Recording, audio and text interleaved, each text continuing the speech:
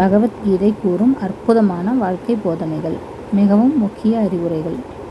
செயல் புரியாத மனிதனுக்கு தெய்வம் ஒருபோதும் உதவி செய்யாது. நீங்கள் விரும்புவது ஒருவேளை உங்களுக்கு கிடைக்காமல் போகலாம். ஆனால் உங்களுக்கு தகுதியானது உங்களுக்கு கண்டிப்பாக கிடைத்தே தீரும்.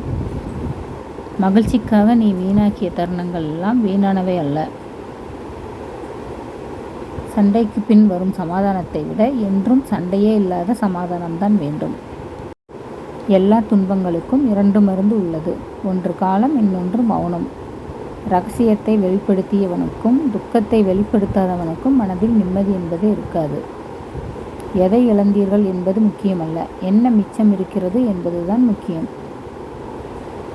சிக்கனம் என்பது ஒருவன் பணத்தை எவ்வளவு குறைவாக செலவு செய்கிறான் என்பதை பொறுத்தது அல்ல, அது அவன் எவ்வளவு உபயோகமாக செலவு செய்கிறான் என்பதை பொறுத்தே ஆகும்.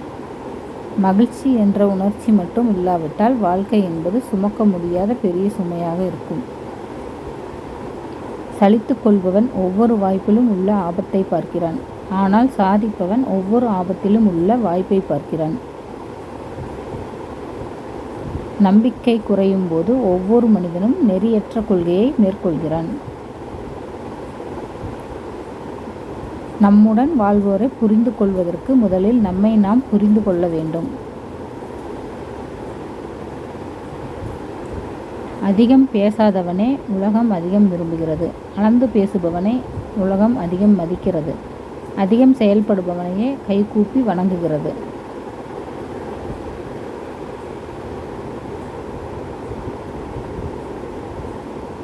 உயிர் போகும்போது எதுவும் கொண்டு செல்ல போவதுமில்லை.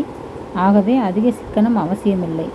நல்ல உணவு உண்டு, நடைப்பயிற்சி செய்து, உடல் நலம் பேணும் இறைபக்தி கொண்டு குடும்பத்தினர் நண்பர்களோடு கலந்து உறவாடி மனநிறைவோடு வாழ். 4 நபர்களை புறக்கணி. மடையன், சுயநலக்காரன், முட்டாள், சோம்பேறி. 4 நபர்களை வெறுக்காதே. தாய், தந்தை, சகோதரன், சகோதரி. 4 நபர்களுடன் தோழமை கொள்ளாதே.